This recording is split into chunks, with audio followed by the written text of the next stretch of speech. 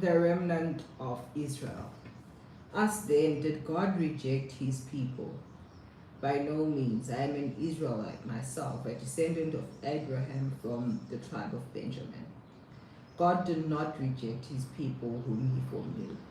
Don't you know that scriptures say in the passage about Elijah how he appealed to God against Israel? Lord, they have killed your prophets and torn down your altars. I'm the only one left. They are trying to kill me. And what was God's answer to him? I have reserved for myself 7,000 whom have not bowed the knee of Baal. So too, at the present time, there is a remnant chosen by grace. If by grace, then it cannot be based on works. If they were, grace would no longer. If they were, grace would no longer be grace. Verse 7. What then? What people of Israel sought so endlessly, they did not obtain. The elect amongst them did, but the others were hardened, as it is written. God gave them the spirit of stupor, eyes that could not close, and ears that could not hear, to this very day. And David says, may their tables become a snare and a trap, a stumbling block and a retribution for them. May their eyes be darkened so they cannot see, and their backs be bent forever. Verse 11, ask, again I ask, did they stumble so as to fall beyond recovery? Not at all. Rather, because of their transgression, salvation has come to Gentiles to make Israel envious. Verse 12, but if their transgression means riches for the world, and their loss means riches for the Gentiles, how much greater riches will their full inclusion bring? I am talking to Gentiles in so much as I am the apostle of the Gentile. I take pride in my ministry, in the hope that I may somehow arouse my own people to envy and save some of them. For it is their rejection if their rejection brought reconciliation for the world, what will their acceptance be but life from the dead?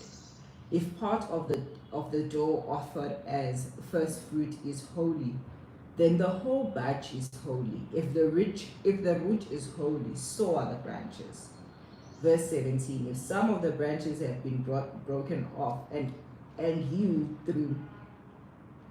though a wild olive shoot, have been grafted in amongst the others, and now share in the nourishing sap from the olive root, do not consider yourself to be superior to the other branches. If you do consider this, you do not support the root, but the root supports you.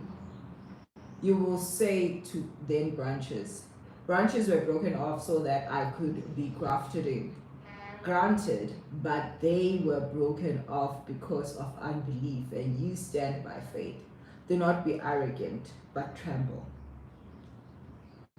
For if God did not spare the natural branches, he did not spare you either. Verse 22, consider therefore the kindness and the steadiness of God.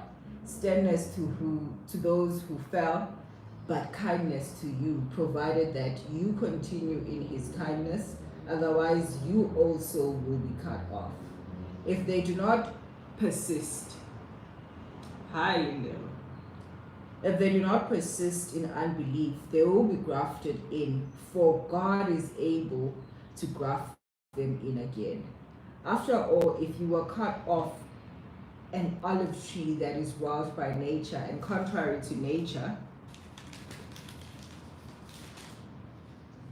you were grafted into a cultivated olive tree, how much more readily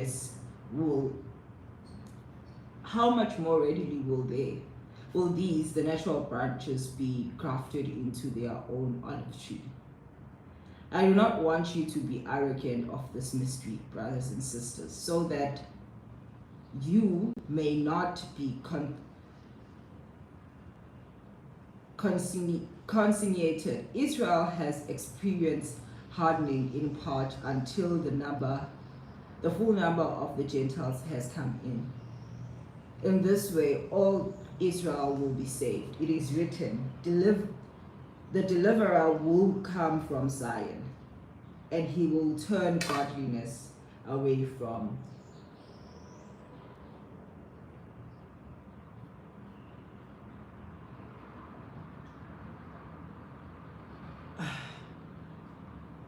He will turn godliness away from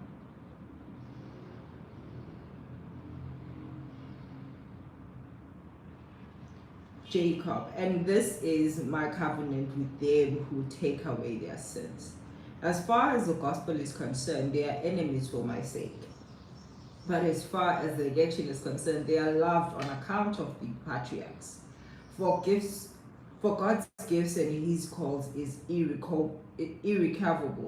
Just as you who were one time disobedient to God have now received mercy as a result of disobedience, so they too have now become disobedient in order that they too may now receive mercy as a result of God's mercy to you. For God has bound everyone over to disobedience so that they may have mercy on them all. Oh, the depth of riches in the wisdom and the knowledge of God. How unsearchable is his judgments and his paths beyond tracing out. Who has known the mind of the Lord, and who has been his counselor?